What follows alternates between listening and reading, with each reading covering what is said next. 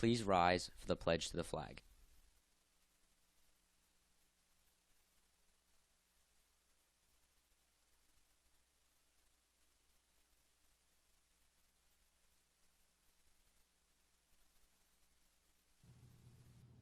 Good morning, Cedar Crest. Today is Friday, January 31st. I'm Connor Aiken. And I'm Erin Forker. Coming up, Cole Thompson has a Super Bowl prediction.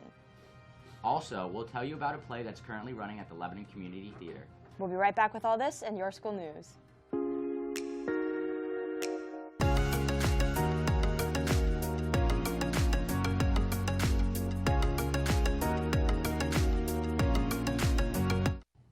In class news, seniors must place cap and gown orders with Jostens by tomorrow, February 1st. If you have not ordered your cap and gown yet and have any questions, please see Mrs. Light in the high school office today. Students in grades 10 through 12 who are interested in earning service hours or helping younger students in the district should apply to be middle school tutors. To be eligible to become a tutor, you must have at least a 3.5 GPA, have no discipline concerns, and have good attendance. Stop in the course room, room 104, to pick up an application if you are interested.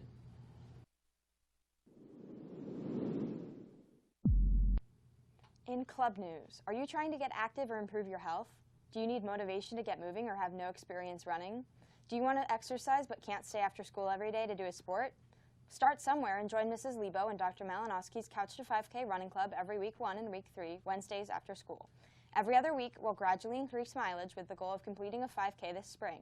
If you're interested in Couch to 5K, please meet in room 302 on February 5th to sign up and receive a waiver. We hope to see you there. NHS members must turn in individual service contracts with a minimum 20 volunteering hours by April 15th. NHS does not offer any deadline extensions. See Mr. Puchta with questions. The NHS meeting next week will be held in the LGI. The next book club meeting will be Wednesday, February 18th in the library after school. This meeting is open to current members and other interested students. We'll be reading Little Women by Louisa May Alcott and watching the movie at a later date. If you have any further questions, join the Remind at CC Reads. In school news, we have one more week for the King of Hearts campaign. Currently, Jack Beasley is in first place, followed by Cade Rambler and Brady Miller. The court will be working with the Perch staff today to deliver your cup of care orders, so if you would like to make a donation, they'd be glad to accept it. We're about halfway to our goal for this year, so we need your help to keep fundraising for the American Heart Association. Join us at the dance on Friday, beginning at 7:30 p.m. when we crown the King of Hearts. Admission is $5 at the door, and you will need to show your student ID.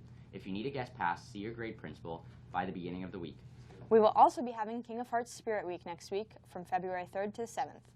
The King of Hearts boys selected the days for this year.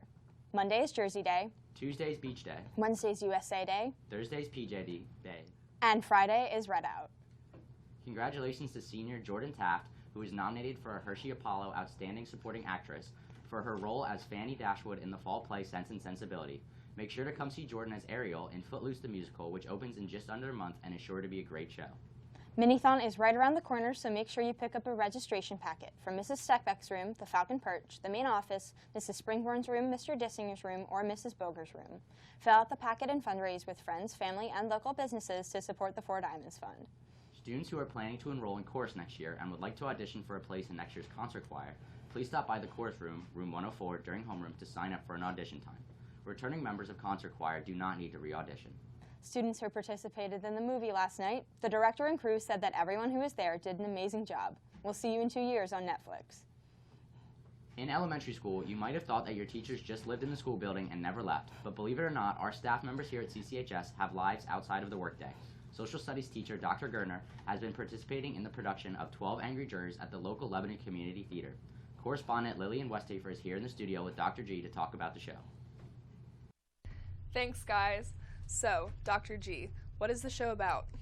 The show is about a trial that takes place of a young man who allegedly killed his father, and the show picks up after all the testimony is taking place and the jury is sent to deliberations, and then that's when the show opens, and you get to learn a lot about how jurors come around to deciding whether someone is guilty or innocent and arriving at that verdict. So it's a really interesting show to see how these 12 people work toward that end goal.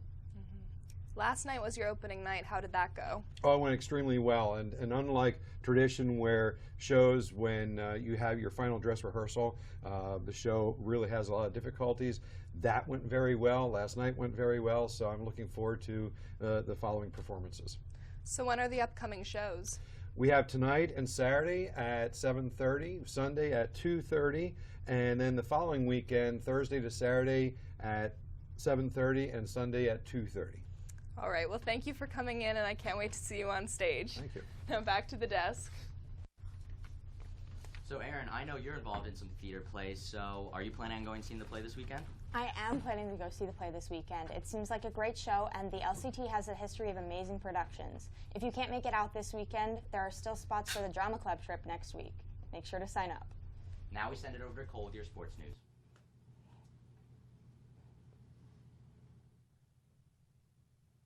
Thanks, guys. In sports news, the bowling team rolls down to Penn Manor tonight at 3:30. Make sure you go out and support. The girls' basketball team travels to McCaskey tonight as they look to hang on to their playoff hopes. Game time is at 7:30 p.m. Tonight at 7:30 in the Cage, the boys take on McCaskey in the biggest game of the year as the Section 1 title is on the line. The student section's theme is whiteout. Make sure you show out and support.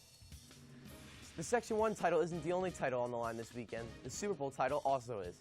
At 6:05 p.m. on Sunday, the high-flying offense of the Kansas City Chiefs take on the rock-solid defense of the San Francisco 49ers. I caught up with some fellow Falcons that got their thoughts on the game.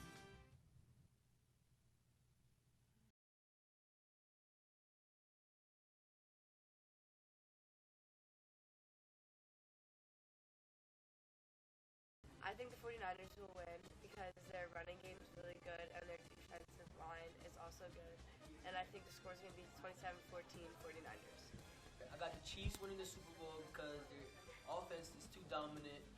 Like, you don't have Richard Sherman playing his zone. Travis Kelce runs a flat. Can't stop that. Feel me? And the score I got is 27-24. It's like that. Feel me? Oh. All right, well, since my Titans didn't make it in, I guess I'll vote for the 49ers, and the score is going to be 24-14. Why? Cause I don't know why. I think the Chiefs are going to win because they have the best offense in the league. I think the score is going to be 35-20. I'm picking the Ravens. Just kidding, the Chiefs 69-40. Kansas City Chiefs are going to win the Super Bowl. Andy Reid, former Philadelphia Eagle head coach, and Patrick Mahomes, best quarterback in the league right now. And the final score will be 41-38. Those were some great picks and analysis, and now it's time for my Super Bowl pick.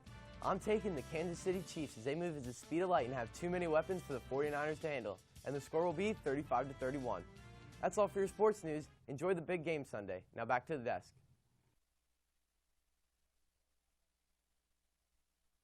Buds away and wear your ID for your friend's safety and for your own. I'm Connor Aiken. And I'm Erin Forker. Make it a great day, Cedar Crest.